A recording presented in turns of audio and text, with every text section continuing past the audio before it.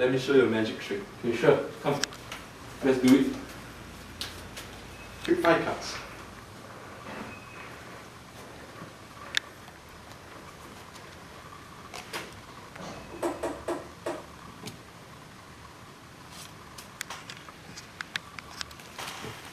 Now my assistant will show me 4.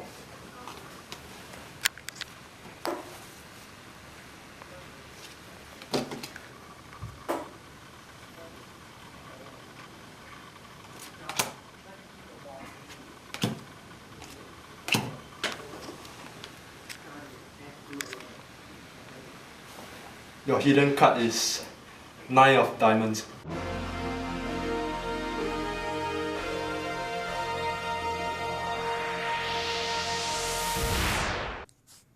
Firstly, let's decompose and describe formally this trick. Note that sleight of hand or hidden cues are not required as this is merely math.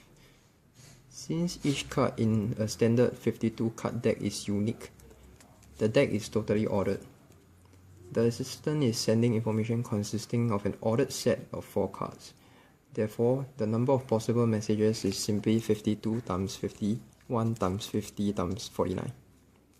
Let this set be set A. Next, consider the information the magician ultimately extracts from the 4 cards. As the magician now has complete information about the hidden card, the information he extracts is basically a hand of 5 unordered cards, which is the first 4 cards from the assistant plus the hidden card. This is equivalent to choosing 5 from 52, or 52 choose 5 hands. Let this set be B. Considering there are this number of messages and this number of hands, it is possible to define a surjective function that maps messages to every hand, as there are more messages than hands. In fact, up to 2.5 times more. A surjection is essentially an algorithm to this trick. In general, we know that there are 4 factorial or 24 ways to permutate 4 cards. This is however 1 bit short of the number of possibilities the hidden card could be, which is in fact 48, as removing 4 cards from a deck of 52 leaves us with 48 cards to guess from.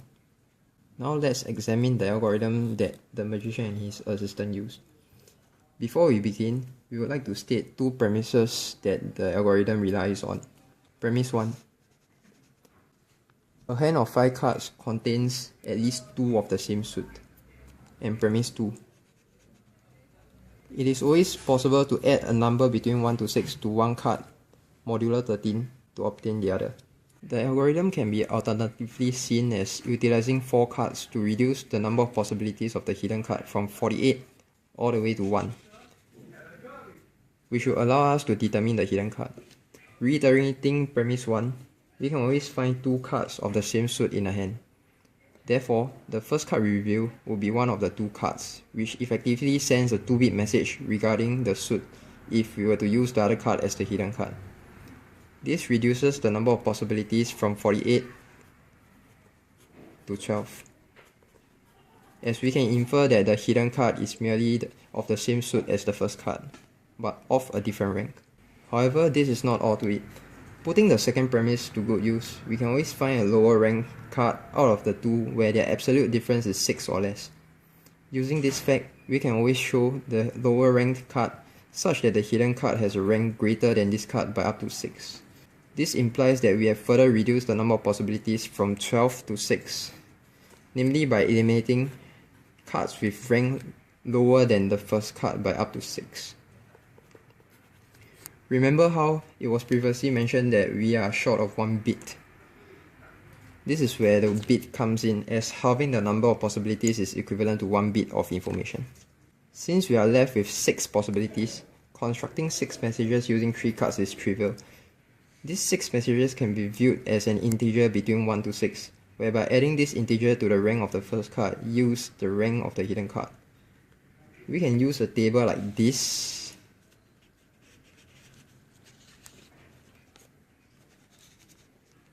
where each integer maps to some ordering of the 3 cards, with S being the smallest rank, M being the middle rank, and L being the largest rank. This reduces the number of possibilities of the hidden card to 1, which is our objective. Therefore, to describe the algorithm, firstly, choose 2 cards in the same suit. Reveal the lower rank card with a maximum absolute difference of 6. Keep the higher rank card as the hidden card. Use a permutation table to reveal the remaining 3 cards based on the absolute difference.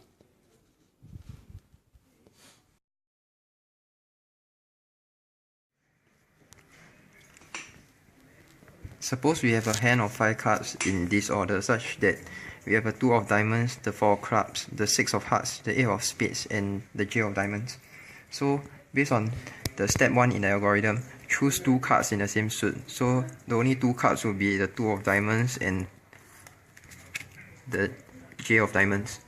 So, the second step is to reveal the lower rank card with a maximum absolute difference of 6. Since we know that 2 plus 9 equals to J, but J plus 4 equals to 2, we know that J is the lower rank card.